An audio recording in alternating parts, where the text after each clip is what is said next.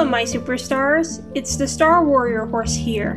Back in February, I participated in NaMoPaiMo, an annual model horse painting challenge. It's not a competition in so much as a model horse community challenge to paint a model horse to completion within the month of February. This wasn't my first rodeo as I participated in NaMoPaiMo in 2020. Ironically, I found myself much more prepared for NaMoPaiMo then than I was this year. To begin with, I had a G2 standardbred stablemate all prepped, primed, and ready to go on February 1st, or so I thought. I added paint extender to the acrylics I was going to use as the base coat, thinking it was a higher quality alternative to water when it comes to thinning paint. After all, thin paint leaves less brush strokes than thicker paint. However, the paint did not dry fully, so every time I went to paint on a new layer, some of the paint from the preceding layer came off. The base coat looked abysmal, so I thought I'd strip off the acrylics with soap and water, which should have still left the primer intact. Guess what? The primer did not fully adhere to the model's front right leg, meaning that the primer started to come off too. Thankfully, the NaMoPaiMo gods were merciful this year around as they didn't require models to be prepped and primed before February, only that the models be painted to completion before the end of February. Therefore, I decided to strip the model entirely in a half pine sol, half water solution and prep and prime the model all over again. Between waiting for the weather to cooperate and juggling other commitments, I did not begin repainting the model until February 19th. Yikes!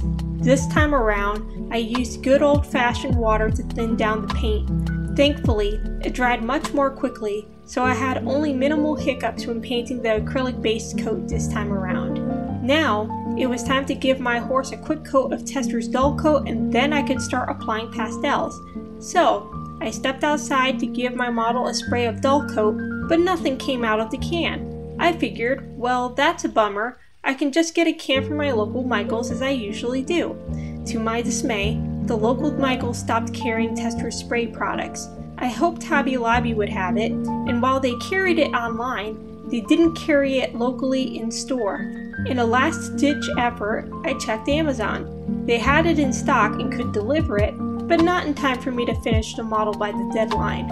I needed an intervention, a divine one. One night, I accidentally stumbled upon a can of Rust-Oleum Painter's Touch Matte Clear Fixative in my closet. That's when I remembered purchasing this fixative as the final coat to seal a black Sabino custom I painted in 2020 after having learned in a video that this fixative gave a more satiny appearance than Tester's dull coat. Since dull coat makes black look flat, I wanted a fixative that would make the said custom's black coat pop, and Rust-Oleum's matte clear did the trick. It worked great as the sealing finish for a model painted almost entirely with acrylics, but would it work for sealing a model that would be painted in part with pastels? I opted for the scientific method. I took a piece of paper, painted it with acrylic, sealed it with matte clear, dusted it with chalk pastel, sprayed it with Krylon workable fixative, and sealed it with matte clear again. While it was definitely thicker and lower quality than dull coat, matte clear worked just fine for what I needed to do. I felt like God answered my prayers. I could actually bring this model to completion. Adding pastel was a relaxing process. The reason I wore a mask during this process was to avoid breathing in pastel dust, as inhaling such small particulates can be damaging to the lungs. I paid careful attention to reference photos of dark bay horses online, primarily shading the back, neck, muscles, muzzle, legs, and lower extremities with black pastel. After 2 layers of pastel, I used an experimental technique of adding dabbles by painting them on with the same color of acrylic I used for the base coat. It was a daunting process, and in spite of looking at multiple reference photos to achieve a realistic look, they looked ugly, uniform, and unrealistic. That said, I committed myself to finishing this model, so I was not about to throw in the towel. I also figured since I planned on adding more layers of pastel, maybe they would dull the unsightly dabbles enough for them to look semi-realistic. After several extra layers of black pastel, the dabbles looked less cringy. They are far from perfect, but being that this was my first attempt at doing dabbles on a custom, I was able to cope with the outcome. Next, it was time to work on painting the mane and tail.